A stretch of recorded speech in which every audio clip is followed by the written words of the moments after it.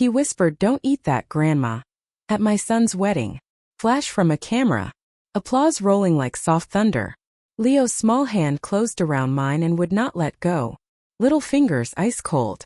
"Grandma, do not eat that," he whispered, lips barely moving. Music kept smiling. Candles shivered. A silver tray of shrimp circled our table as if it knew a secret. His eyes did not follow the food. They tunneled under the white cloth. "Haven't you looked under the table?" He breathed, breath quivering warm against my wrist. The hem lifted with a hush. Dark space. Chair legs. His red toy car rocking in a slow arc. A square of paper tucked by his shoe like a planted seed. Palms shook as the fold opened. 4 creases. 1 line. Table 8. Add shrimp to the child's serving.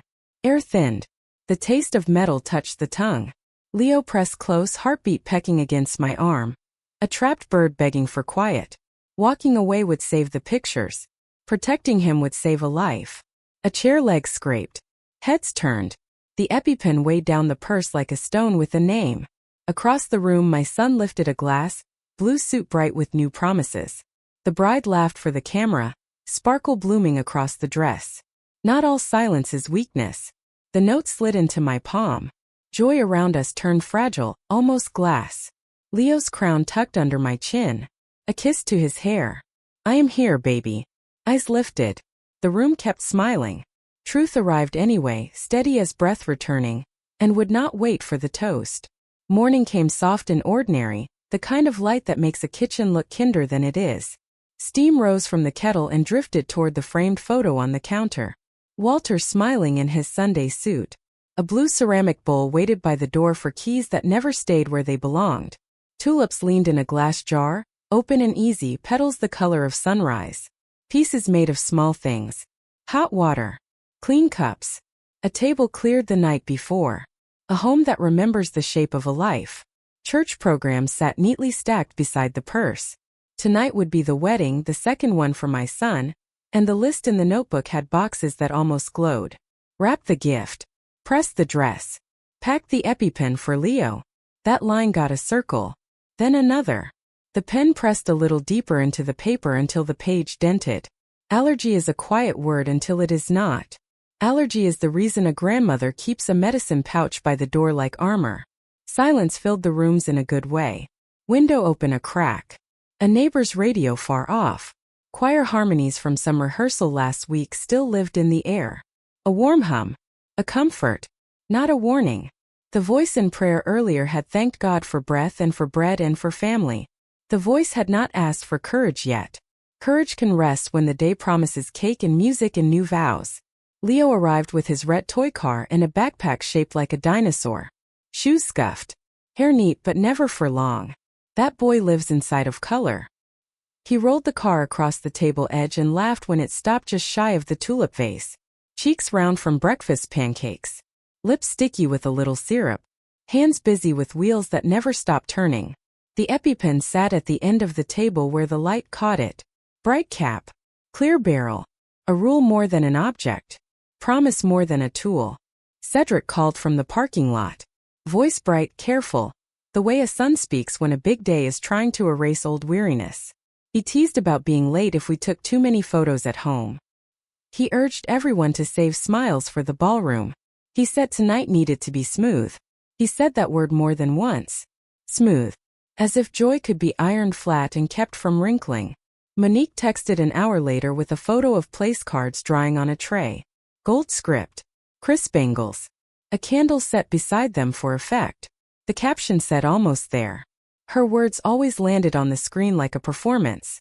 Nothing wrong with that on a wedding day, a person tells herself. Pretty might be the whole assignment. Still, a small drag behind the ribs whenever her messages came. Not fear. Not yet. Something quieter. A sense that rooms become stages when some people enter them. The bakery on the corner set out cinnamon rolls under a glass dome. The smell curled into the house and tugged something loose in the chest. Cinnamon and butter carry memory like a hymn. A scene rose without permission. Walter at a table with a newspaper. Leo in a high chair slapping the tray.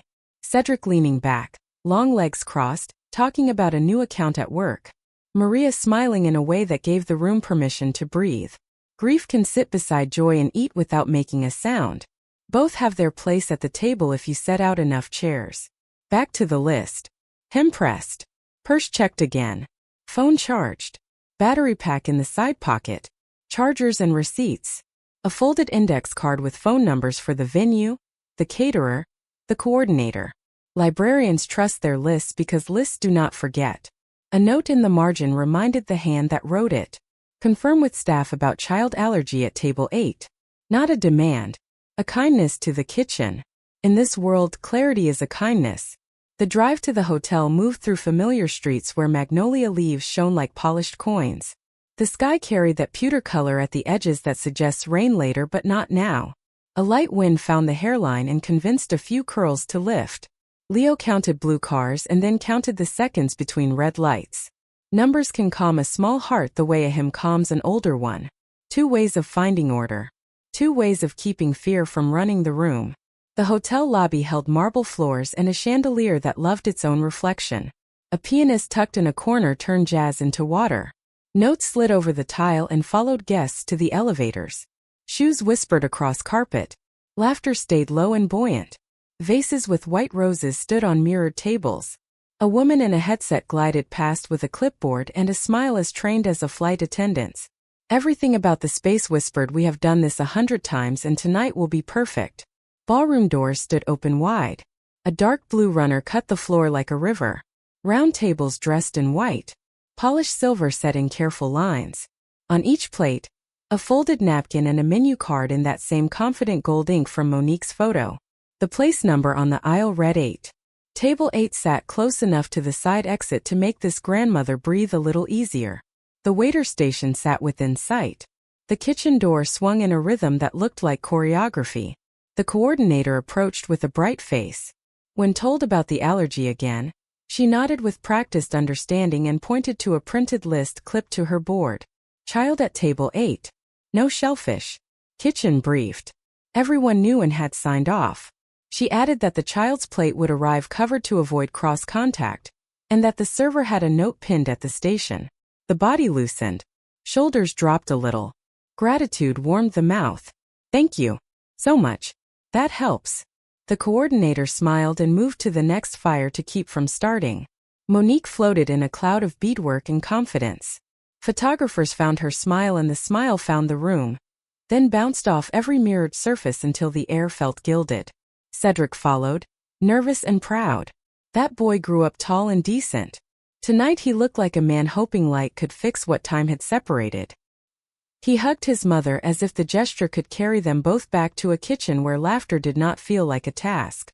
He kissed Leo on the forehead and promised extra cake. He told his son that joy belonged to them tonight. Leo nodded and found his chair like a soldier reporting to post.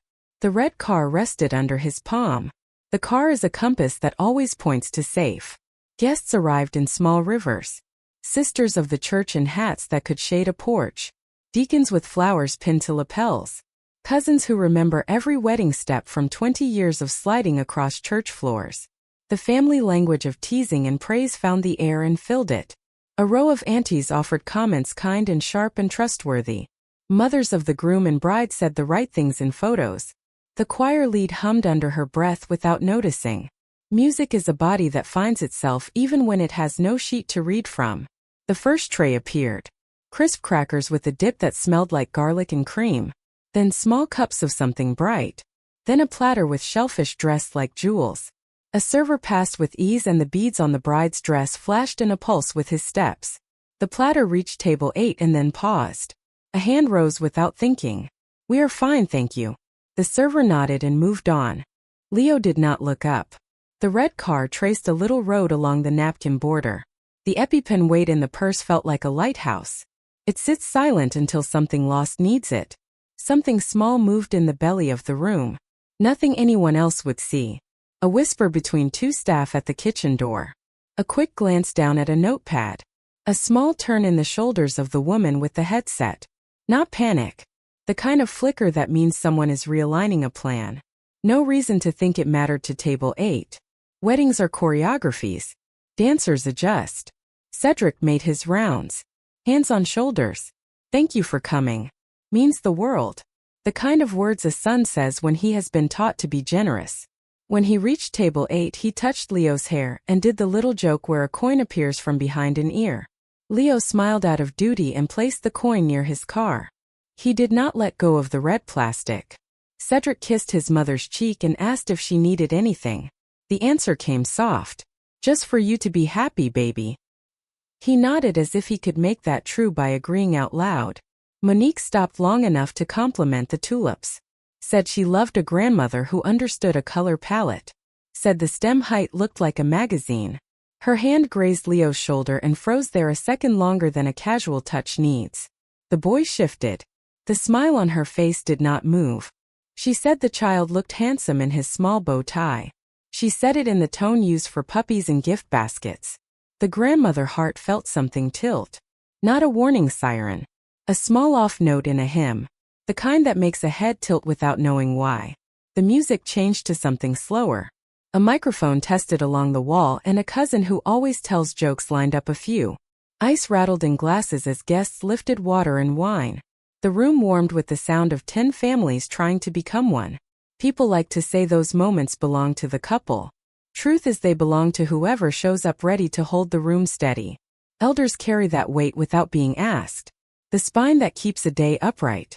The menu card sat beside the bread plate. Hands picked it up because hands like to know what is coming. Salad of citrus and greens. Chicken with rosemary. A children's option noted in italics. No mention of shellfish outside of appetizers. Good. Eyes moved from card to kitchen.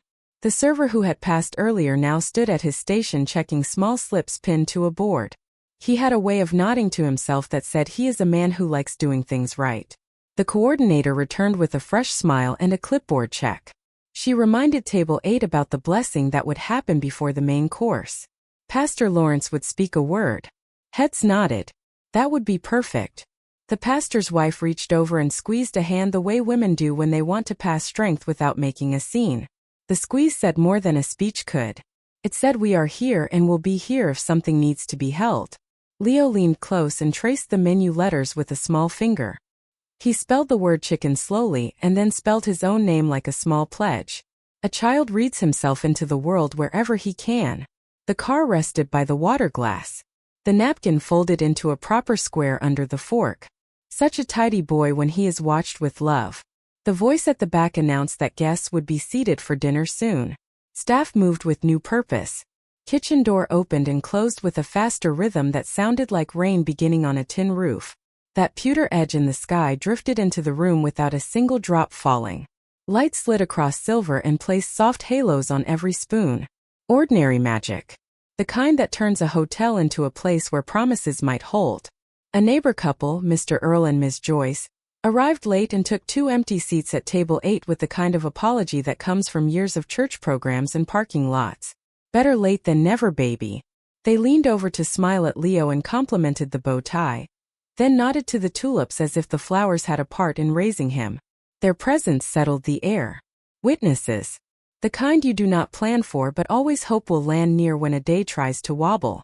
Calm does not always mean safety. But calm helps a heart sort the room. The purse sat against the chair leg where fingers could find it without looking. Keys in the blue bowl at home would wait like always. Papers in the manila folder under the dress had a copy of the allergy plan for the venue even though the coordinator had already printed one. Librarian instincts hold the hand even when the mind is busy with celebration. Redundancy is love wearing a practical coat. A server rolled past with covered plates for the children. Another with a tray of salad. Another with bread warm enough to steam the butter. The scent lifted hunger and placed it beside gratitude. Eyes closed for a breath, not a prayer yet. Just that small pause before a good thing. Then a sound that did not belong. Chair leg against floor near the kitchen door. One of the associates bent to pick up something that had fallen. The headset woman touched her earpiece and nodded fast. The small drag inside the ribs returned and then settled again. A grandmother measured the room one more time. Son in a blue suit with shoulders trying to carry a lifetime. Bride in a jeweled dress that moved like water. Child with car and crown of hair to be kissed later. Pastor near the mic, neighbors in their Sunday best on a Saturday evening. A ballroom dressed to fool the heart into believing time stands still when photos are taken. Peace can be real and peace can be fragile. Tonight it felt like both. Bread broke easy. Butter spread without tearing the crumb. Water went down cool. Tulips caught the light and threw it back with generosity. A camera flashed and the room applauded for no reason other than it felt good.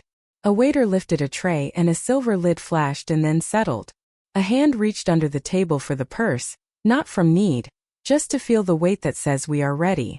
Readiness sits well in a body that has known storms. The day had not darkened. The air still tasted like cinnamon from some earlier hour.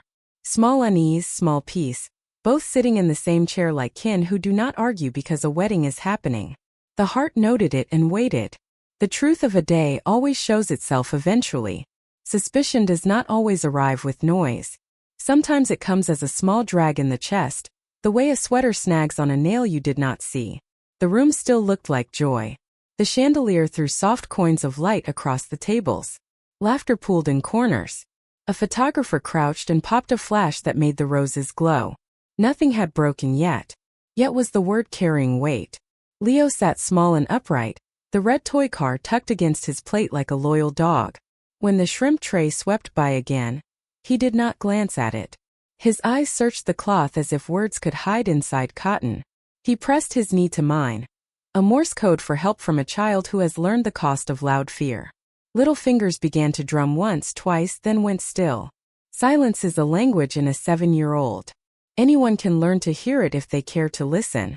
The server stationed by the kitchen door checked pins on a small board. A slip fluttered to the floor and he stooped, quick and neat. 2 staff spoke in a hush. The woman with the headset scanned the room with a look that said the timeline was tight. The jazz band softened the brushwork on the snare as if trying not to disturb the air. Cedric made another circle, shaking hands, his smile too wide, trying to hold the night steady with sheer will. The bride's laughter floated like bright paper lanterns that drift and look safe until the wind shifts. Leo leaned closer until his hair brushed the line of my chin. He barely moved his lips. "Grandma, do not eat that." The tremble of his breath warmed the skin and then lifted away. Fear teaches children to whisper. Love teaches them to warn. Everything inside wanted to soothe him with a pat and a story. The hand reached for his head on its own. He did not stop whispering. "Look under the table." His voice made a tunnel out of the room. The air went narrow. The napkin looked too white, too clean. The hem of the tablecloth waited where light met shadow. Down went the head. Linen rose an inch. Darkness. Chair legs in a forest of wood. The red car's tiny wheels turned from the last push and stilled. There by his shoe, a small square lay like a folded wing. Paper not big enough to seem important, not small enough to be trash. For corners pressed flat. The white edge caught a sliver of candlelight and winked like a secret. A breath held. Another breath taken slow. The fingers that have filed 1,000 documents in a quiet archive know how to lift a thing without drawing attention. Thumb slid under one corner. The square warmed against the skin. Up it came into the light where words live. Crease by crease opened with the kind of care used on love letters and wills and old maps. The handwriting was quick and slanted. The line was short and brutal. Table 8. Add shrimp to the child's serving. Words can slap the air out of a chest. Breath fled the ribs and left a ringing. The pulse at the throat counted seconds. 1, 2, 3. Leo leaned into the shoulder and made himself small, like a rabbit under a bush that knows thunder is near. The EpiPen in the purse grew heavier. The bag strap pressed a reminder against the knee. The chair under the body felt unsteady and faithful at the same time. A person could ride this chair through a storm and it would hold, even if the room did not. Walking away would keep the day pretty. Doing nothing would leave a child exposed to the careless hands of a plan. The shoulders settled into an old decision. Peace without boundaries is just silence with makeup on. The note folded back along its creases and slid into the palm. The palm closed. Warmth moved from skin to paper as if truth could be carried like a small coal. The head lifted. The room went on pretending. A toast began 2 tables over. Glasses chimed like bells in a chapel. One of the aunties told a soft joke about long marriages and the table lifted and fell with laughter. Across the floor Cedric caught my eye and looked grateful for approval he did not need. The bride dipped her head so the photographer could capture the line of her neck and the shine of her gown. A planner whispered to a server and touched the paper on her board with her pen tip. No one else in the room was standing on the edge of a cliff with a boy tucked under one arm. The waiter at the station was young but carried himself with the care of someone raised by strict hands. He checked again for the pinned slips, then reached for a stack of covered plates that glowed under the warmers. Before his hand found the stack, a chair scraped at our table. The sound was not loud but clear. It was enough. He looked up. Our eyes met for a breath. A head tilt invited him over. He came, napkin draped, posture polite, the kind of respectful grace that makes a grandmother love a stranger. "Excuse me, could you help with something important?" The voice stayed low. He bent a little to hear. "His name tag," said David. He smelled like soap and steam and the faint vanilla of pastry from the prep room. The palm opened enough to show the corner of the paper. "Do you recognize this?" He looked, then looked again. The color fell out of his face the way clouds lose light. "Ma'am, I think that is the note I was handed." He kept his voice controlled, but fear pulled at the corners. "Who handed it to you?" "A woman in a pale dress, not the bride," he said, glancing over his shoulder. "She said the kitchen needed to add something for a child. I thought she meant fruit or a roll." I dropped the paper while carrying a tray. He searched my face as if hoping this could still be fixed with a simple sentence. "David, a child at this table has a severe shellfish allergy." The words came like a clean cut. If shrimp touches his plate, he could be in danger. His eyes widened. He nodded hard. "I did not add anything. I swear I did not. The kitchen would never add shrimp to a child plate without a chef note." He swallowed. "If you allow me, I can print the ticket for table 8 so you can see what is marked." That was the right next step. Proof, not anger. "Please do." He moved toward the service station and checked with a colleague, who handed him a small keypad device. He keyed in the table number, then went through a set of screens with the kind of care that made respect rise in the chest. A thermal printer on a shelf chattered and fed out a strip of paper. He tore it, checked it, then brought it back with a look that said he knew this strip now mattered more than dessert. The ticket showed the child meal as chicken, no shellfish. Someone had written a small line in pen near the bottom. Handwriting hasty. The words matched the folded note. "Add shrimp to the child's serving." No initials. No time. The ticket bore the pre-printed time of the original fire only. David's jaw tightened. "Ma'am, that is a violation of policy. Written add-ons on a child meal require the parent or guardian to sign." He tapped the printed field where a blank waited for a signature. "This is blank. Thank you. Keep this with you for a moment." He nodded and backed away, eyes moving from the ticket to our table to the kitchen door. He looked like a young man who had walked into a story bigger than his apron strings. Sydney, the helper who never failed, had promised to be nearby if needed. A text with 2 words did not need to say more. "Come quietly." Within minutes, a familiar figure in a simple dress appeared by the ballroom doors, carrying a small leather folio. Her eyes scanned the room, found us, and softened. She always walked like a librarian in a rare books room, fast but careful, like impact could bruise history. Words were not necessary. The note unfolded, the kitchen ticket held beside it. The phone camera opened. Flash off. The lens caught both papers with Leo's red car in the corner of the frame as a date stamp made of childhood. Sydney shot 3 angles, then a close shot of the note with the crease pattern visible, then a longer shot that included table 8 number to anchor the scene. She named the files as she worked. T8 note. T8 ticket. T8 with car. The movements were smooth and respectful. The folio held a small portable scanner that fit receipts. She fed the papers through and the software sounded like a hush in a sanctuary. Across the room, the bride threw her head back in a perfect laugh. The sound felt like it belonged to a different city. Cedric shook hands with a cousin who had driven in from Savannah. Pastor Lawrence made his way toward the microphone with his Bible half tucked under his arm. Ms. Joyce and Mr. Earl leaned in to check on Leo and offered him a clean napkin to fold into a boat. Leo folded it once, then again, then tucked it into his lap. Small rituals bring breath back to a child who knows danger by its smell. The coordinator checked her clipboard and announced that seats should be taken for the blessing before dinner. People shuffled into place. The jazz drifted into a softer line and fell quiet. The mic gave a gentle pop. Before the pastor spoke, a decision settled like a coat on shoulders. Blessing first. The question after. Anger does not survive a blessing as easily as truth does. The head bowed with the room. The hand found Leo's curls and rested there for a heartbeat that lasted a small lifetime. Pastor Lawrence prayed the way elders sigh. He asked for steady hands for those who cooked and served. He asked for protection seen and unseen. He asked that joy be honest. He did not know he was placing a shield over a child at table 8, but he placed it all the same. When he said amen, the room answered like a choir that remembered the notes from long ago. A breath collected. A breath released. Time to ask a question. The mic was still warm in the pastor's hand. He caught my eye and offered the stand with a nod that had carried more than one family through storms. A step forward did not feel like leaving the table. It felt like standing on the same ground more firmly. The voice needed to be soft and exact. The day deserved gentleness. The child deserved steel under the gentleness. Before we begin the meal, a brief clarification for the staff and for the sake of safety. The words touched the air and floated across cloth and silver. The kitchen door came into the corner of sight. The servers paused, uncertain then stilled. David lifted his head. At table 8, the child has a documented shellfish allergy. There is a printed kitchen ticket that notes chicken only. There is also a handwritten line that says add shrimp to the child serving. The eyes did not pick a person to blame. The eyes stayed on the paper. Would the manager please confirm the policy on handwritten add-ons for child plates? The head turned slightly toward the station, and the room turned with it like sunflowers. The manager stepped forward, face calm but set.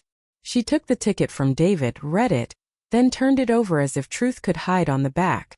She lifted the mic. The policy is clear. No change to a child plate is made without written consent from a parent or guardian. She pointed gently to the blank field on the ticket. There is no signature here. Then she looked from me to Leo to the note in my palm. We will pause service for table 8 while I confirm the line's origin and ensure no shellfish enters this plate. The room did not erupt. It did something worse for a person who had hoped to hide. It went quiet with purpose. Even the chandelier seemed to hang more still. Somewhere near the back a chair leg clicked and a fork landed on a plate too softly to matter. The pressure in the ears eased a fraction. Leo's hand slipped into mine and settled there like a small bird deciding a branch could be trusted. A woman in a pale dress across the aisle shifted in her seat and stared at the centerpieces. Her hands twisted a bit of napkin. She glanced toward the bride, toward the kitchen, toward the door. The small drag in the ribs that had arrived earlier now spoke in a full sentence. Something had tried to move in the shadows and had been pulled into light. Light changes everything. Even before names are said, light starts the work of setting a room straight. Sydney touched the folio and gave the files one more name each, adding time and date. T8 note 7:12 p.m. T8 ticket 7:13 p.m. She whispered that the cloud backup completed. That sentence carried comfort deeper than any toast. Truth keeps receipts. It is a small line, but it can hold the weight of a family when the table shakes. Cedric had moved closer while the manager spoke. Confusion puckered the skin between his eyebrows. He looked like a man who walked through a door and found a wall where an open hall should be. He kept his voice low. "Mom, what is happening?" The answer was plain and spare. A note tried to put danger on your child's plate. The kitchen did not sign it. We are clarifying and keeping him safe.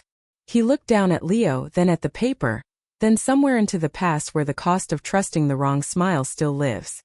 He nodded once, the kind of nod that admits a road has a bend you did not plan for. The pastor took the mic back with a steady hand and said a second amen that landed in the quiet like a small anchor. The manager thanked the room for patience, then stepped toward the service station. David followed with his jaw set. The woman in the pale dress sat very straight, as if posture could turn a person into a fence. Posture cannot stop truth. Paper and witnesses already had the rope in their hands. Dinner would be delayed a few minutes. No one starved. A child at table 8 sat without shrimp on his plate. The note that had tried to make fear into a garnish now lived under a camera lens and inside a scanner.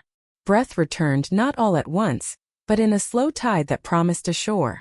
The inciting moment had arrived, and it did not need a crash to prove its worth. It had one sentence and that was enough. Shock did not hit like thunder.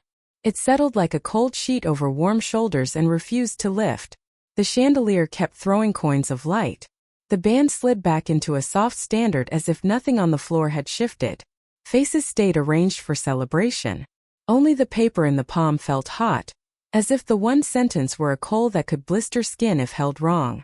Breath narrowed and then learned how to travel again. A grandmother learns that trick from years of church and hospitals and kitchens. A choice stood up and asked to be made. Leave the room as it is and keep the evening pretty. Or protect the child and let the night tell the truth about itself. A hand found the EpiPen in the purse and felt the shape the way a lighthouse feels its own light. The click cap. The smooth barrel. Safety dressed as plastic. At table 8, Leo leaned into the side and pressed his small weight there as if the body were a wall. His toy car rested under the folded napkin like a red seed. His breath came quicker than usual. The small shoulder rose and fell with a rhythm that did not belong to a party. The hand smoothed his hair without thinking. 2 strokes. Then another. Words arrived that belonged to a porch and a bedtime, not a ballroom. You are safe. You are heard. That is all a child in a storm needs. The eyes did a slow circle without turning the head much. The woman in the pale dress was still too still. The coordinator talked low with the manager by the station. David kept glancing at the pin slips as if they had started to speak. Cedric stood halfway between a table of cousins and the center aisle with a smile that had started to break at the edges. The bride raised a glass for another photo and delivered that perfect laugh again. Came out beautiful and hollow at the same time. The room held its pose. The heart did not. Lucy slid into the empty chair on the other side of Leo, the way a person slips into a church pew during the second hymn. No rustle. No apology. She wore a simple dress and carried a quiet that made other people find their breath. Her hand found Leo's and the boy's fingers braided with hers like the action had been waiting all evening. She tilted her head, a question without sound. The answer came as a look and a slight movement of the folded paper in the palm. Her eyes sharpened the way a lens focuses. She nodded once. No drama. No gasp. Her other hand adjusted his napkin and shifted the water a little to make room for his car. Small order in a small world. It helps. Shock makes time move like gum in a pocket. Slow and sticky. A person can think the same thought 10 times in 1 minute and feel new every time. The thought kept returning. Someone tried to use this happy room as a cover for harm. Not a stranger out in the street. A hand inside the circle. The body wanted to stand and shout names it had not even confirmed. The mouth held still because proof, not anger. The paper and the ticket and the policy would carry what a voice could not say without making the room smaller than it already felt. The manager came back with the ticket in a clear sleeve. That small plastic protector turned the strip into a thing with a spine. She kept her tone even. We will not plate shellfish for this child. We are checking stations.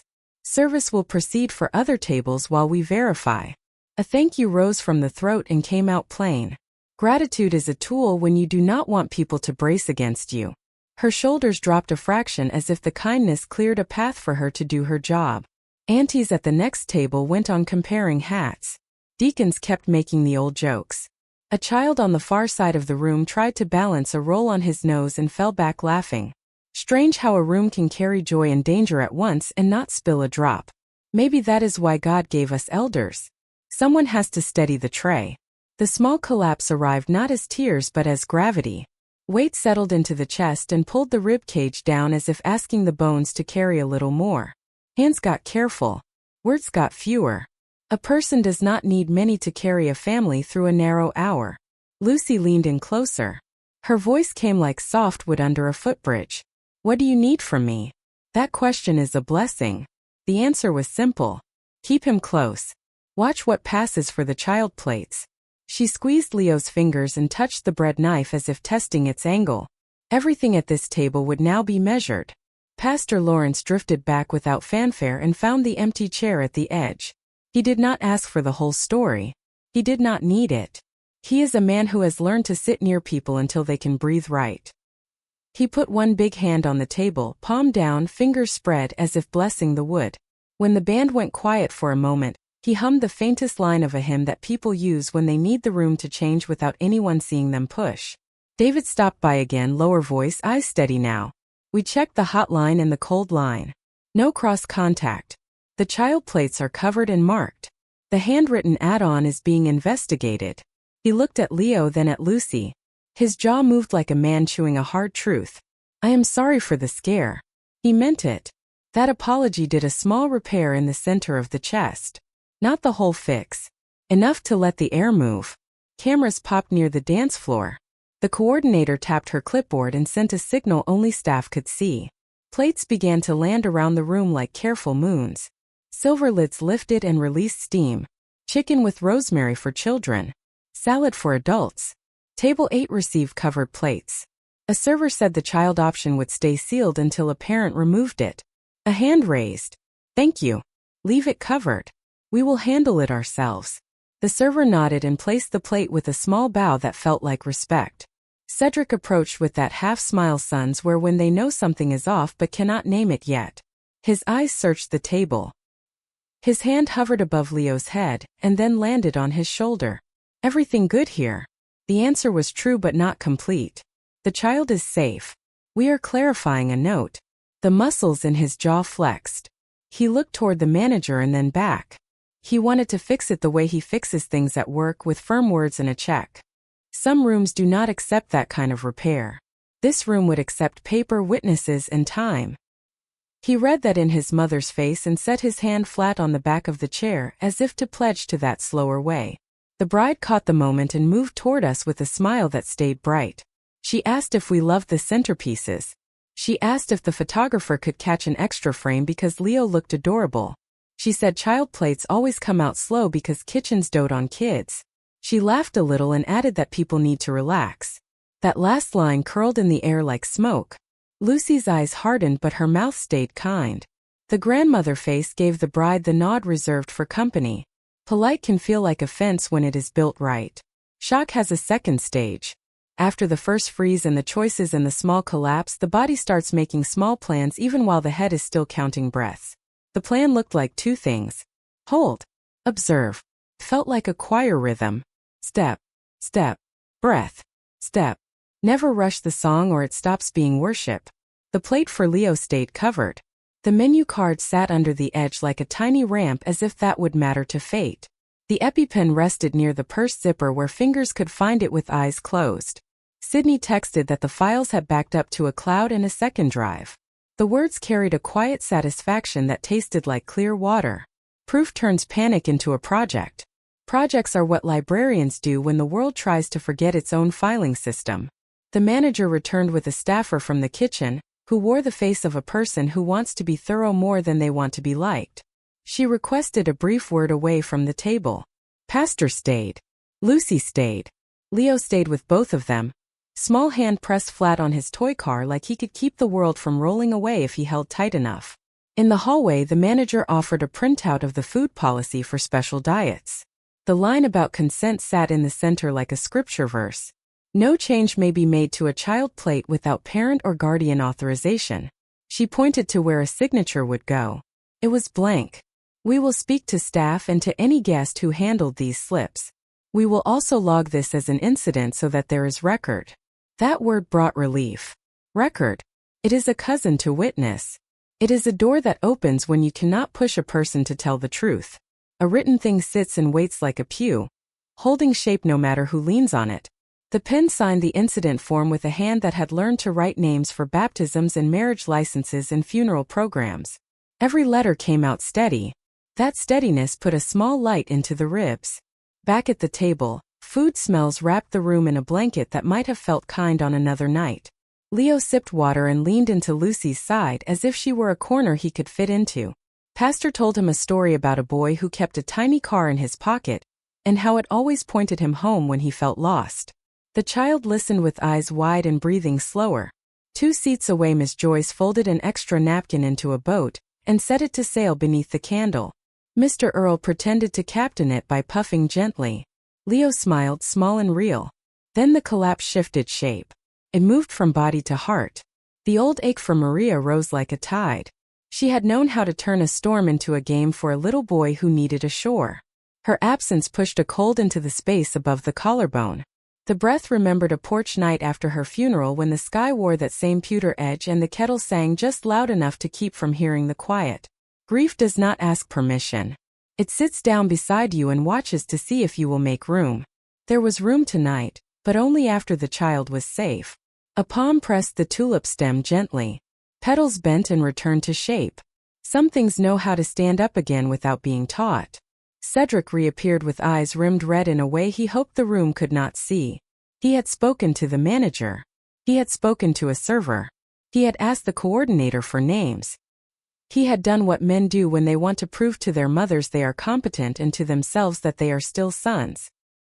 He leaned down and thanked Pastor in a voice that cracked on the second word. Then he looked at his child and touched his cheek with knuckles, a gesture from when Leo used to grab those fingers with baby hands and giggle like bells. Monique hovered at the edge again. She addressed the table with bright concern. She wanted to know if the chicken was satisfactory. She wanted to know if Leo liked the bow tie. She wanted to know if anyone needed anything. Her eyes did not land on the covered plate. They slid past it the way a person walks by a closed door in a house where something valuable is stored. Lucy answered before anyone else could. "We are fine. Thank you." The words had a temperature that would not burn but would not invite. Small collapse did one more thing before it finished its work. It told the truth about fatigue. The mind that had handled the ticket and the note and the manager and the prayer and the child could feel its edges now. Tired does not get to make the choices when safety is in play. Still, it should be named if only to remind the body to drink water and keep sugar steady. A roll with butter. A sip. That small kindness brought a little color back into the room. Sydney sent a final message from the corner. Files synced. Time stamped. Redundant copies. She would remain close by the doors, quiet as a shadow. The outline for what came next began to write itself. Observe the service of child plates. Keep Leo's covered until after general service. Ask for any card or slip that contradicts the printed ticket. If a name appears, record it plainly. Invite witnesses when questions must be asked. Speak to Cedric with respect and clarity. Avoid the stage until proof can stand there with you. The band tried a brighter number. The floor did not rise to meet it. The room sensed a shift even if it could not name the direction. Peace was not gone. It had moved from the center to the edges, standing along the walls like ushers waiting for a cue. A grandmother has lived enough services to know that ushers are the reason a congregation never falls apart. Shock had come. Collapse had visited and left without taking anything that could not be remade. What remained was the quiet resolve that fills the hands of people who label boxes and stack folders and walk into back offices with pens that work. The next act would belong to the work of gathering. Not gossip. Not blame. Pages and signatures and careful words. The red car under a small hand. The EpiPen with its sure shape. The note with its 4 creases. Proof would walk the room until the truth had nowhere left to sit except in the open. Investigation began the way a hymn begins. Soft breath. Then one clean note. The room kept its smile, but the work changed. Proof, not anger. That line set the pace. Shoulders eased down. Spine went taller. Leo stayed between Lucy and Pastor. His red car anchored the corner of the linen like a bright tack holding the moment in place. First call went to Dr. Clifton. Hallway. Quiet corner by the water cooler where the hum covered half a sentence if needed. The call rang twice. His nurse answered with the tone of a woman who has carried families through long nights. Shellfish allergy verification for the child at table 8 at the Rivercrest Ballroom, please. The words came steady. We need a medical note for the record and an updated action plan. She remembered the chart. Severe risk. The office could send a signed PDF on letterhead within minutes. The email address was read out. She repeated it back. Thank you. Bless you. The prayer in those 2 lines felt real in a hotel corridor. Next call reached Jacqueline Ballantyne. Elder law mind. Calm voice. You do not need drama, Ms. Ingram. You need documentation. Her counsel fit like a good coat. Present the printed ticket. Ask the manager to confirm policy. Request copies of the dietary log and the service timeline for child plates. Record only where the law allows. Otherwise rely on witnesses and written records. She added one more anchor. Ask for a brief incident report with signatures before the night ends. That single page becomes a hinge later. Hinges swing doors open.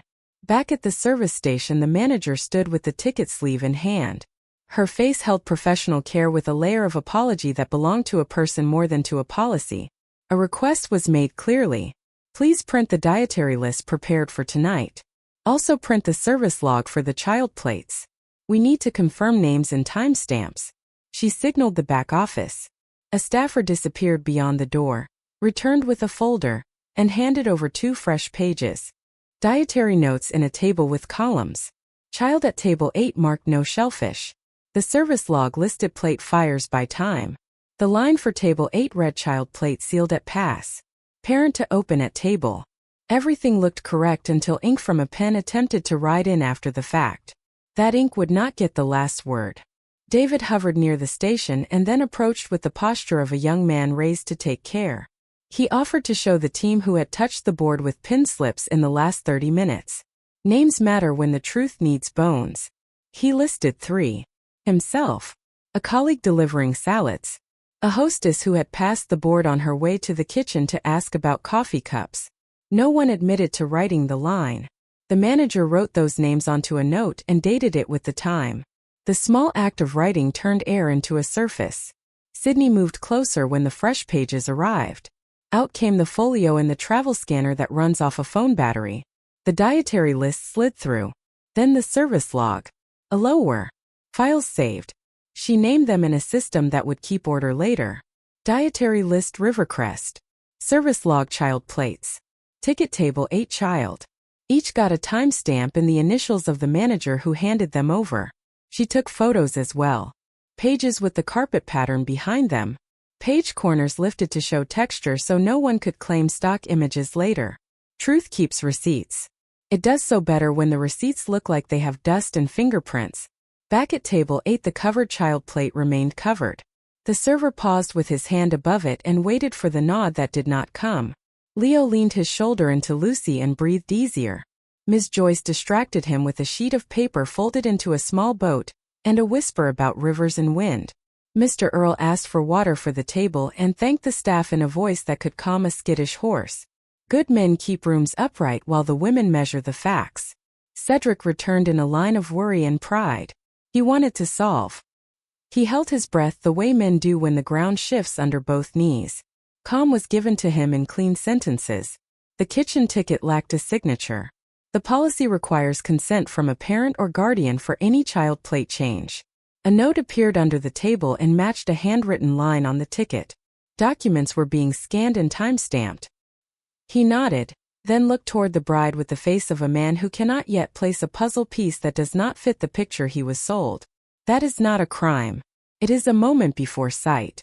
The prayer that pastor had breathed still hummed in the wood. He shifted his chair so that anyone approaching had to pass his shoulder first. Not a wall. A door frame. People move more carefully when they walk through one. He asked for a second paper boat for Leo and managed a smile that reached the boy's eyes. The manager arrived with a clipboard and a printed page titled Incident Report. Simple boxes. Date. Time. Location. Description. Involved staff. Witnesses. Actions taken. Signatures. She apologized for the scare and said she wished such a page were never needed in rooms filled with roses. A pen made a sound as it started across the paper. Description came in plain language. A note discovered under the table referenced adding shellfish to a child serving. The kitchen ticket held a handwritten line to that effect. The child's allergy had been documented on the dietary list. No shellfish plated or served to table 8. Service paused for verification. Witnesses present. The line for witnesses was filled with names with care. Pastor Lawrence. Sydney Miller. Joyce Franklin. Earl Franklin. The manager wrote her own name on the line for staff and printed it clean so no one would misread it. A hand signed. The breath in the chest lifted a notch. Phone buzzed with the email from Dr. Clifton. The subject line read Allergy Action Plan and Capacity Letter. The PDF loaded to show clinic letterhead and signature. Severe anaphylaxis risk. Avoid all shellfish exposure. Emergency plan attached. The note concluded with a line that would matter to anyone who might try to argue later. The diagnosis and risk have been consistent for multiple years. The action plan has been reviewed at each well-child visit. Another document sat behind the first. A short letter stating that the caregiver present today was oriented, calm, and able to act on the plan. Not a test. A statement of confidence. Affidavit language in a tone that did not try to impress anyone. The page saved to the phone and then to the folio drive. Sydney leaned in and copied it to her backup. Cloud Sync ticked in a corner. That tick felt like a heartbeat. The band changed songs. The room wanted to return to easy. Laughter tried to stretch. Conversation tried to find the tone it had before. Peace needed a wide table to sit at, and it was making its way back step by step. Before it arrived, one more thing had to be done. The coordinator was asked to walk to the storage room with the manager to check where slips were kept before service. The question came simple. Where do guests hand notes for the kitchen? The answer: they do not. Guests give notes to the coordinator or the manager. Those are transcribed to the system and printed with the ticket. Handwritten changes go through a process and require sign-off. Then the coordinator paused. There was another path. During table resets, a staffer might pick up a folded paper left near a place setting and assume it belonged in the service area. That path is messy. It relies on assumption and speed. Assumption and speed do not belong near a child with an allergy. So the storage room was checked. A small bin held stray place cards and extra napkins. No notes. The board with pins near the pass had fresh slips that matched printed tickets. The pen on the ledge had black ink. The handwritten line on the child ticket was in blue. The manager noticed at once. "That is helpful," she said. And the word helpful sounded like a little door opened where there had been only wall. The woman in the pale dress shifted again near her table. Her eyes kept traveling to the kitchen and then to the bride. She dabbed the corner of her mouth with a napkin she did not need. She glanced at the exit and then sat straighter.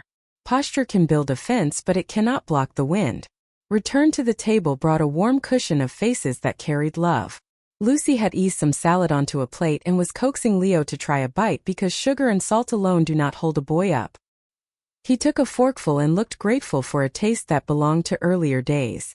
Miss Joyce told him she once sailed a paper boat into the baptismal when she was 5 and the pastor loved it so much he kept it for a week.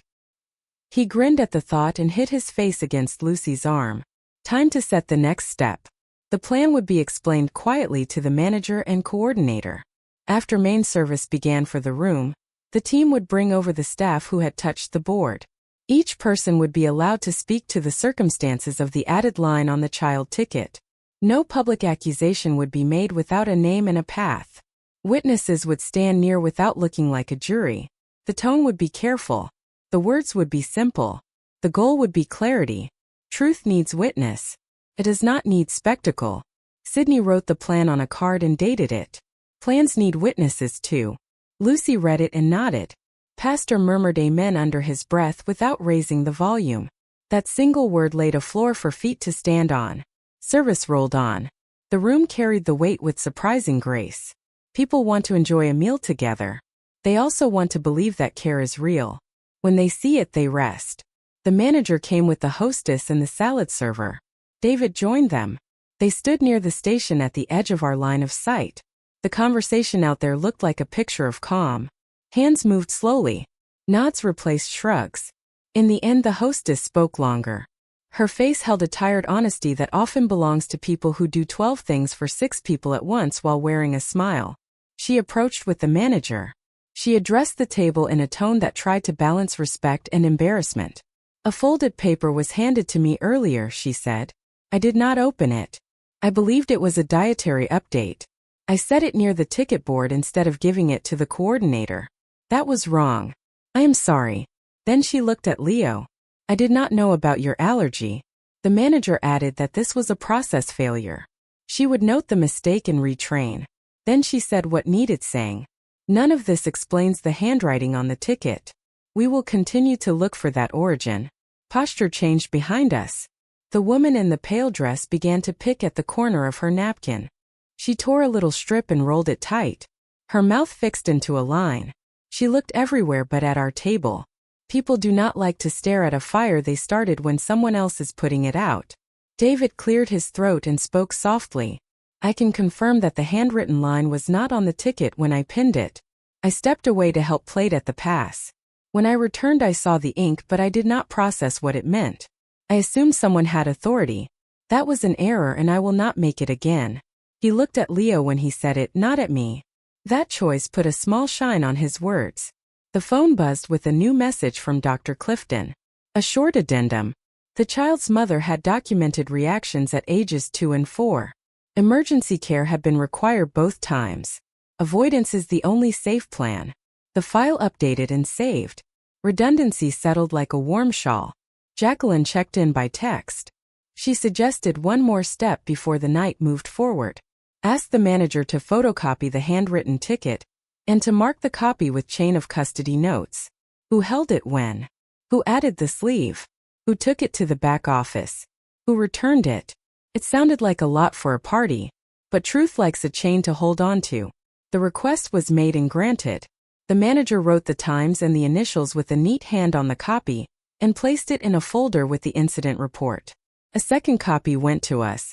Sydney scanned it and slipped it into the folio, then placed the paper copy into a plastic page protector marked Table 8 Documents.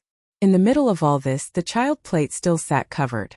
It had become a symbol more than a meal. Leo was not hungry for it anymore. He wanted bread and water and the comfort of Lucy's sleeve under his cheek. The cover would only come off in front of the manager and the server and 2 witnesses. It did finally when the room calmed. The seal broke with a quiet pop. Inside, the chicken sat on a bed of rice with a simple sauce. No shellfish. No cross contact. Relief flowed through the chest like warm tea after a cold wind. A small portion was set aside to show the kitchen later what safe plating looked like, and a photo documented the arrangement before a fork touched it. Gloria, the younger sister of the bride, drifted near. Her face held a softness that looked out of place in a dress meant for celebration. She asked if Leo liked cars. He nodded without lifting his head. She said she had a little brother who loved red cars too. Then she looked at the manager and asked in a small voice whether notes for the kitchen needed names. The manager said yes. Always. She looked at the woman in the pale dress and then looked away fast. Sometimes conscience brings people to the edge before they are ready to step. The band moved into a number the choir loves to turn into a processional. People swayed without standing. Shoulders dropped all over the room. The worst of the fear had been folded into pages now. Paper held it so hearts could rest. That is the work. Move danger from a plate to a form. Move panic from a chest to a file. Then let breath return. Before the act ended, a final round of requests secured the foundation. The coordinator promised a copy of the venue dietary policy on letterhead by morning. The manager agreed to email the incident report with signatures within 24 hours and to provide the camera coverage of the service station if asked by an appropriate party. Witnesses offered phone numbers. Names were spelled slowly so no one could pretend confusion later. Cedric placed his hand on my shoulder and left it there. The weight felt like a son who had learned something he did not want to learn and would now carry with care. Silence is not weakness. It is a worker with good hands. Tonight it carried a child through a narrow place and set him down on safe ground. Investigation did not change the music or the lights. It changed the shape of the night in the only way that mattered. From now on, the story would not be rumor. It would be a sequence of pages, signatures, times, and faces. The room did not need to know every piece of it yet. The room only needed to know that order had returned to table 8. The plate was lifted. The lid lay to the side. Leo ate 3 small bites. Lucy made a game of it and told him the rice was a road that his car could drive along in his imagination. He smiled into the napkin. Pastor touched his shoulder and said grace for a second time under his breath. The words settled into the linen like sunlight. Sydney closed the folio and zipped it. The sound reminded me of a file drawer closing at the end of a long day when the work has been done right. One last look around the room fixed the scene. Cedric in a blue suit. A bride with a trained smile that grew uncertain at the edges. A sister in a pale dress who could not stop folding a napkin into tiny ropes. A manager with pen in hand and good sense in her eyes. A server named David who would go home tired and honest. A boy named Leo who would sleep tonight. A grandmother who stood on her ground without raising her voice. Truth keeps receipts. The next act would set a trap. The papers were ready to hold it. Trap setting did not look like drama. It looked like order. Plates straightened. Papers aligned. Witnesses placed like quiet lamps in a dim room. Pastor Lawrence agreed to one more blessing before the main course went fully into motion. Not a speech. A minute, maybe less. He stood by the mic and waited. The manager checked the service rhythm and nodded. The band softened until the brushes on the snare were only a breath. At table 8, the small stage was set without telling anyone it was a stage. The folded note lay under a clear sleeve on the linen. The copy of the kitchen ticket rested beside it with the blank signature line in plain view. The printed dietary policy statement, fresh from the office, sat just behind, the sentence about parental consent circled in blue. On the charger plate at the center sat a thin folder that held the incident report draft with the names of witnesses already written. The EpiPen remained near the purse, half visible. Leo's red car waited on the corner of the napkin like a small flare. The picture said everything a voice did not need to carry. Positions mattered. Lucy sat to Leo's left, easy smile on her mouth and a resolve in her eyes that could move furniture. Pastor took the outside chair with a posture that said no one would pass behind without being noticed. Miss Joyce and Mr. Earl angled their chairs a little toward the aisle. Sydney stationed herself beyond the dance floor by the pillar. Folio ready, phone charged, scanner cable tucked under the strap. Cedric hovered 2 tables away, caught between duty to guests and duty to blood. The coordinator and manager stood within clear sight at the service station. The band fell quiet. Pastor stepped to the mic. His voice found the room with the same ease it finds a sanctuary. Father, we thank you for hands that cook and hands that carry. We bless this food and the joy that sets this table. Keep us mindful of the ones at this feast who are small and need our care. Keep what is harmful far from them even when unseen. Let truth be the friend of this house tonight. Amen. Amen came back sure and low, the way a congregation repeats a word it lives by. The moment was not for show. It was a cover of care laid over the room so the next step could happen without splash. The mic passed back to the stand. A breath, then the first brick of the trap. A gentle call to the staff and anyone who had touched the service board. Before plates roll, a brief clarification. At table 8, the child has a documented shellfish allergy. The kitchen ticket shows chicken only and a blank signature line for any change. A handwritten add-on appeared. We are asking for clarity. Would the manager please confirm policy for handwritten changes on child plates? The manager lifted a hand to show she would answer. Her tone carried calm. Policy requires that any change to a child plate be approved by the parent or guardian in writing. No handwritten change is valid without that signature. For tonight, no shellfish will be plated or served to table 8. We are reviewing how this note came to be. She did not point to a person. She pointed to paper. That kept the air breathable. It also drew eyes to the documents on the linen. People read with their heads even when their mouths are still. The second brick. Witnesses invited to stand near as listeners, not accusers. Pastor remained seated but edged his chair so his shoulder formed a quiet guard. Miss Joyce set her palm near the note sleeve. Mr. Earl folded his hands and rested his forearms on the table like a bridge. Sydney moved closer by a few steps, stopping where she could see the station and the stage with one turn of her head. The third brick. A request to the coordinator for the names of anyone who delivered guest instructions to the kitchen in the last hour. The coordinator checked her clipboard. None, she said. All updates go through me. There were none related to child plates. Her words placed a fence around the process. Whoever had moved outside it would have to climb back under light to be seen. Cameras snapped by the dance floor. The bride laughed with a cousin, then glanced toward table 8. The glance did not linger. It moved on a beat too fast. The woman in the pale dress smoothed the napkin on her lap so many times the cloth began to fray at the fold. Her eyes visited the kitchen door, and then the side exit and then landed on the tulips at our table as if flowers could offer a door. The fourth brick. A simple, public ask that did not carry accusation, only invitation. If any guest placed a note intended for the kitchen regarding table 8, please come to the service station now so the manager can attach your name to it and keep the record complete. The sentence stood in the air like a coat hook. If the right coat belonged there, the owner would feel it pull. Silence gathered rather than burst. A cousin clinked a fork absently and stopped. The band held a chord just long enough to keep the room from feeling empty. At the station, the hostess who had admitted setting the folded paper near the board stood with her hands joined in front of her like a student who intends to pass the class. David took up a place half a step behind the manager, not hiding, not leading. The coordinator centered herself so no one could step around the process and pretend not to have heard. Cedric arrived at our table, face lined with a worry that had now learned the names of things. He had a hand on the back of Leo's chair and one on the table edge, as if trying to keep both from sliding. He did not speak yet. He did not need to. Position is a sentence too. Public pressure can be clumsy. This was not pressure. It was an arrangement. Objects spoke. Policy spoke. Blessing spoke.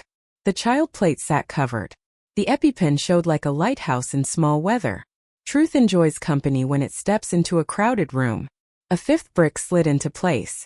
The manager, on the mic this time, explained chain of custody in 2 lines that were all anyone needed. The handwritten ticket will be copied. Each hand that holds the original will initial and time it. The copy will be marked the same. This protects staff and protects the family. Practical words soothe the room. They keep people from choosing sides too early. Sides would come later if needed. For now, process was the path.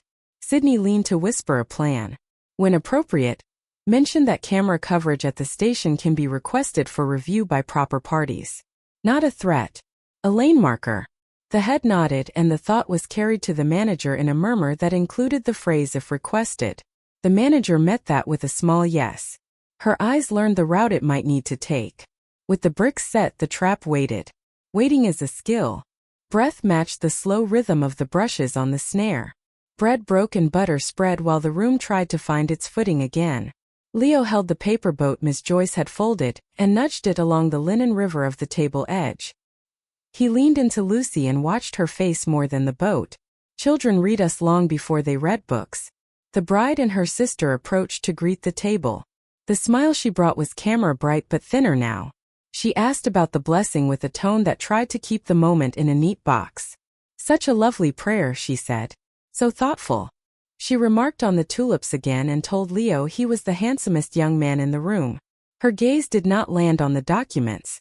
It skimmed like a stone. The sister trailed a half step behind, younger face, eyes that had not yet learned how to lie with ease. Her hands worried the handle of her small clutch. When she lifted her eyes, they went to the manager and then back to the tulips. Her mouth opened and closed. No words came. Not yet. Cedric spoke with careful sound, barely above the hum. We are clarifying a service note. Safety first for my son. Thank you for giving us a moment. The bride agreed immediately. Of course. Safety first. Her eyes flicked to the camera crew, then to the coordinator, then back to Cedric with a softness practiced for difficult guests. She squeezed Leo's shoulder as if to bless him. His body flinched, tiny and fast. Lucy reached and adjusted his collar as if that had been the reason for the movement. Polite can be a shield when held right. The manager stepped into the circle with clean timing. She asked the bride and her sister, without edge, whether any member of their party had tried to deliver an instruction to the kitchen regarding a child plate at table 8. The sister's gaze dropped to her purse. The bride answered first. Not that I know of. We trust the professionals. Her words wore a kind of perfume, pretty and distracting. The manager thanked her and turned slightly to the sister. If you recall anything, please see me.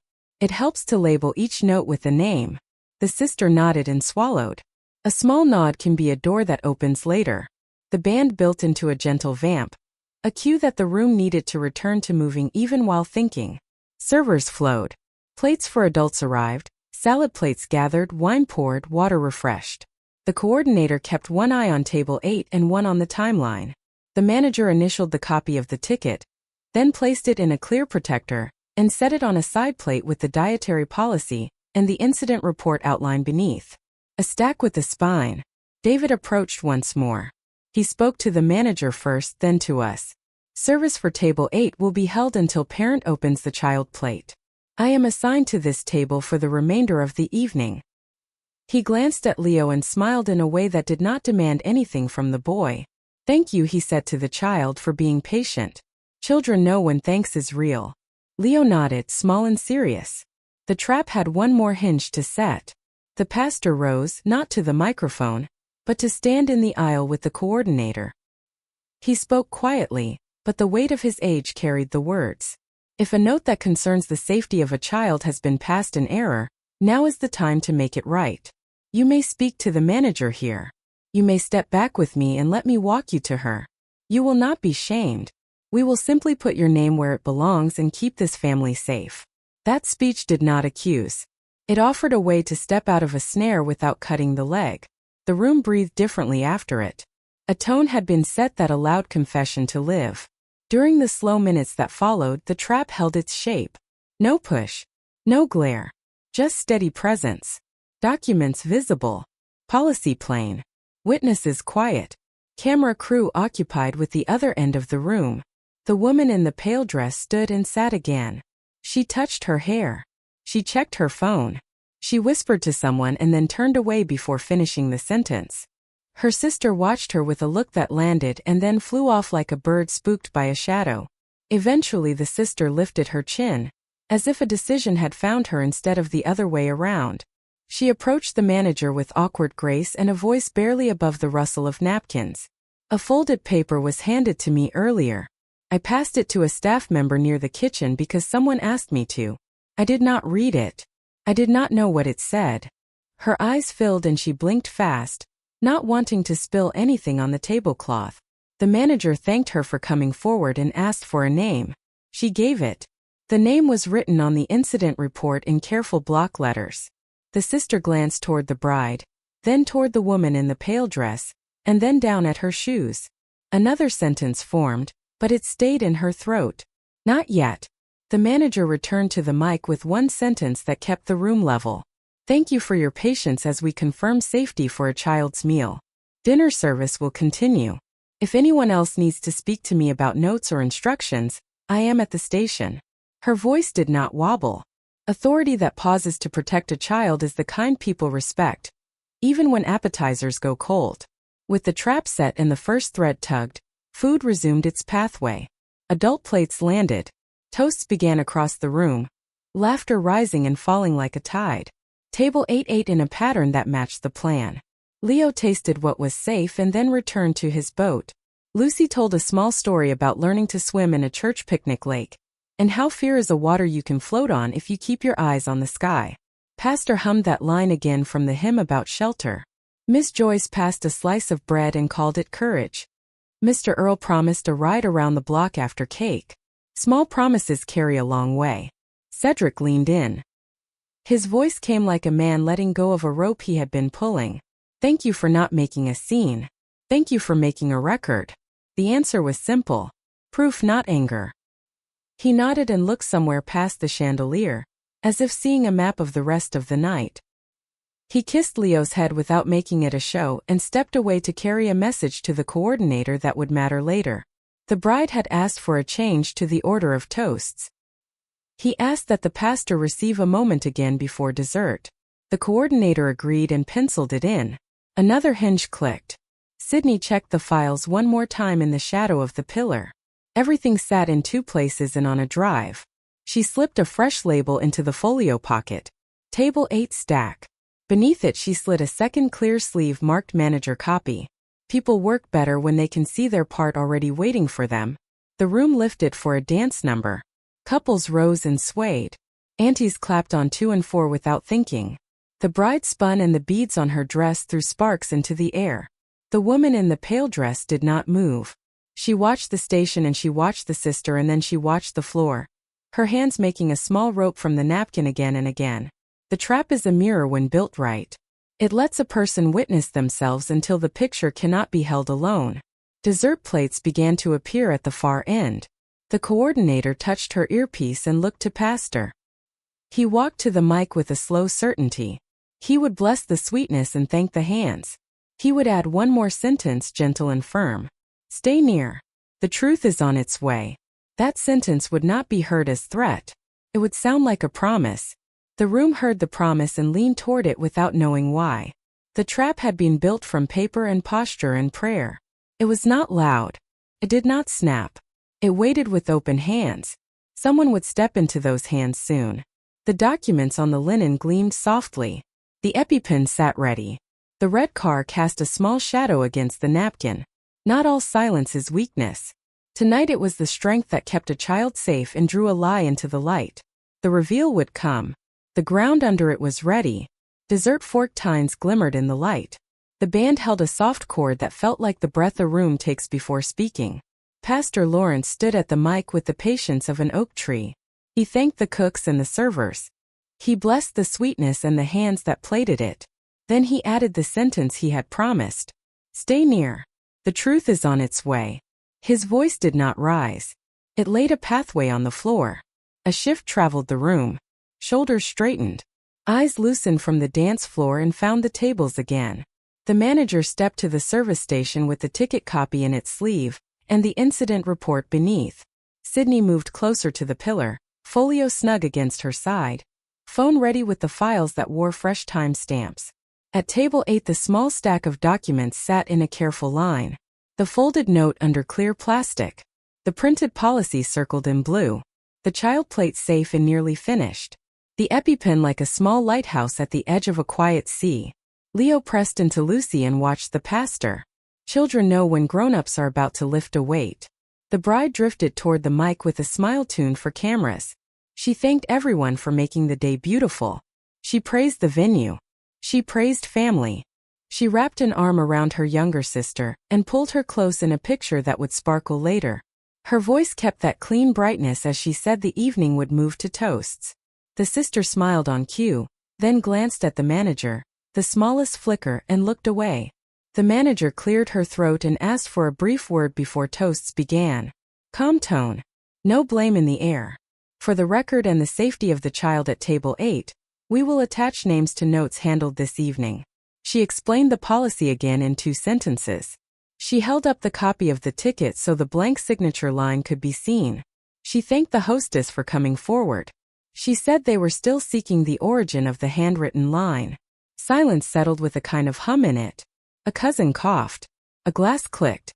The room stayed civil and expectant. The woman in the pale dress remained very still. Her fingers were a little rope maker again, twisting the napkin into threads. Her eyes searched the station, then the exit, then landed on the tulips at our table for safety that flowers could not give. Cedric stepped into the aisle. The mask of the perfect host had slipped and showed the father, the son, the man who now understood what he could have lost. He spoke with a steady voice that did not ask for sympathy. Thank you for your patience while we note this for the record.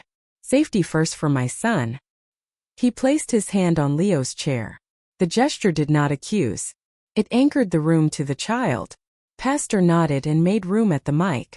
The manager invited anyone who had asked staff to adjust a child plate to step forward and place their name on the incident log. She promised calm. She promised no public scolding. The words were a hand held out. The sister moved first. Not a rush. A quiet step, like a person walking down a church aisle after hearing a hymn that pulled truth to the surface. She reached the manager and leaned in. Her voice carried just enough for the tables nearest to hear. I was handed a folded note. I passed it to staff without reading. That was my fault. I will sign. She signed. The pen made a soft sound. The manager thanked her and guided her to a chair next to the station. The bride's smile did not falter, but her lips pressed thin for the length of a count of 3. Eyes tracked to the woman in the pale dress. She lifted her chin. She smoothed hair that did not need smoothing. She stood, sat, stood again, and then stayed seated. The body kept choosing not to cross the distance. That distance began to speak for her. Sydney's phone screen glowed with the scanned pages. She did not raise it. She did not need to. The folio held the receipts and the room was already reading the stage. The manager lifted the mic one more time. If the origin of the handwritten line remains unclear, we will request available camera coverage of the service station for the time in question. The sentence was gentle and exact. It landed like a bell under velvet. The woman in the pale dress flinched almost invisibly. The sister looked at her shoes. The bride glanced toward the coordinator, then toward Cedric, then back to the chandeliers as if light could change the meaning of the hour.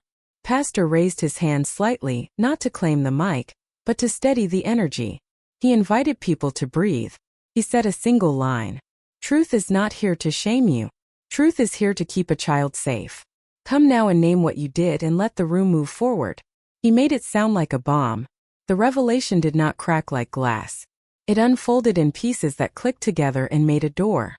The hostess, already honest, repeated her part and confirmed the time she had set the folded note by the pin board.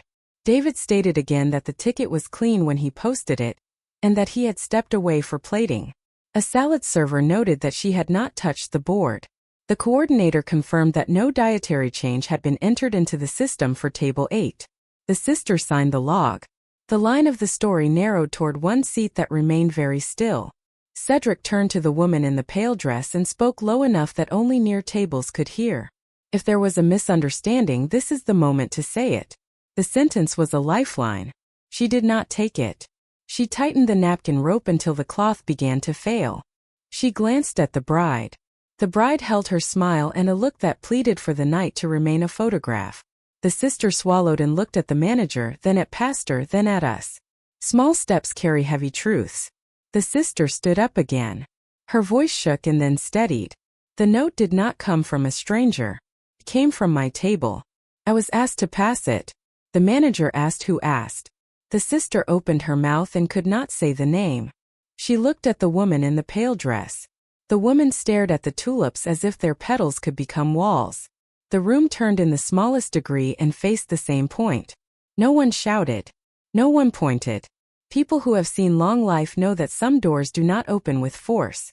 They open when weight gathers on the hinge. Cedric kept his voice calm. He asked the manager to walk the sister through the timeline once more.